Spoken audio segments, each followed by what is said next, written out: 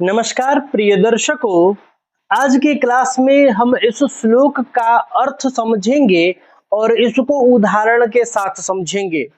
लग्न भाव से संबंधित भी है और इस लग्नेश के साथ साथ एक और यहाँ सूत्र दिया हुआ है। इस दोनों सूत्रों को समझेंगे। सबसे पहले तो आप श्लोक देखिए।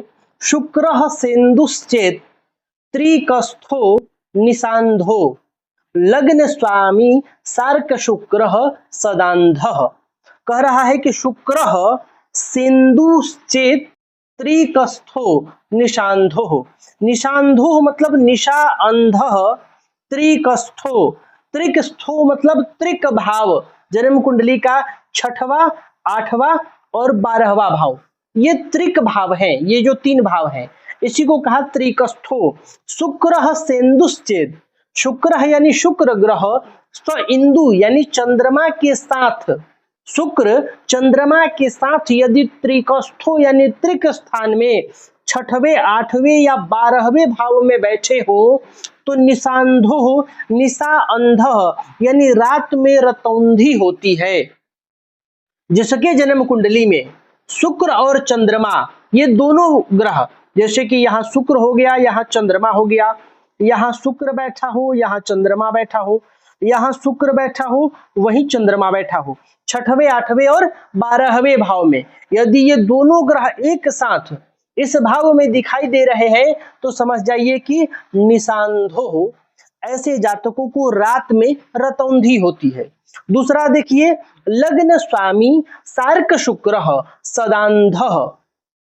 सूत्र कह रहा है, श्लोक कह रहा है कि लग्न स्वामी यदि लग्नेश ग्रह स अर्क शुक्र यानी अर्क कहते हैं सूर्य को, और शुक्र ग्रह यदि लग्नेश ग्रह सूर्य और शुक्र के साथ त्रिकस्थो यानी त्रिक भाव में बैठे हो। अब यहाँ ये 3 ग्रह हो जाएंगे।